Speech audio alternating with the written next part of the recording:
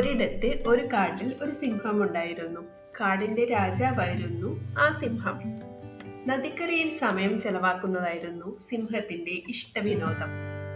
അങ്ങനെ ഒരു ദിവസം നദിക്കരയിൽ ഇരുന്ന സിംഹം നദിയിൽ വലിയൊരു മീനിനെ കണ്ടു. മീനിനെ കണ്ട് അതിശയം തോന്നിയ സിംഹം മീനിനെ ഉച്ചത്തിൽ വിളിച്ചു. ഹേയ് മീനെ, എന്നോട് കൂട്ടുകൂടാമോ? സിംഹരാജാവിന്റെ ചങ്ങാത്തം മീനും ആഗ്രഹിച്ചു. അന്നു മുതൽ അവർ അടുത്ത സുഹൃത്തുക്കളായി മാറി. അങ്ങനെ ഒരു ദിവസം നദിക്കരയിൽ ഇരുന്ന സിംഹത്തിനെ വെറികൊണ്ട ഒരു കാട്ടുപോത്ത് ആക്രമിക്കാൻ തുടങ്ങി. പെട്ടെന്നുണ്ടായ ആക്രമണത്തിൽ പകച്ചുപോയ സിംഹം സഹായത്തിനായി മീനിനെ വിളിച്ചു. അയ്യോ മീനെ, എന്നെ സഹായിക്കണേ, വേഗം വാ. സിംഹത്തിന്റെ വിളി കേട്ട് മീൻ വെള്ളത്തിന്റെ മുകളിൽ വന്നെങ്കിലും നോക്കി നിൽക്കാൻ അല്ലാതെ സിംഹത്തിനെ സഹായിക്കാൻ സാധിക്കുമായിരുന്നില്ല.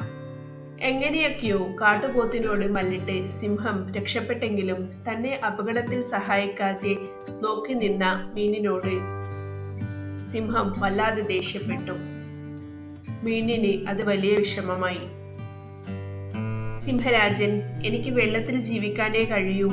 പുറത്തു വന്നാൽ ഞാൻ ചത്തുപോകും. പിന്നെ ഞാൻ എങ്ങനെയാണ് അങ്ങയെ സഹായിക്കുന്നത്? മീൻ കരഞ്ഞുകൊണ്ട് ചോദിച്ചു. അപ്പോഴാണ് സിംഹത്തിന് തന്റെ തെറ്റ് മനസ്സിലായത്. കാരണമറിയാതെ മീനിനെ കുറ്റപ്പെടുത്തിയ സിംഹത്തിന് വലിയ സങ്കടം തോന്നി. സിംഹം മീനിനോട് മാപ്പ് പറഞ്ഞു. യഥാർത്ഥ അവസ്ഥ മനസ്സിലാക്കാതെ ആരെയും കുറ്റപ്പെടുത്തരുത്.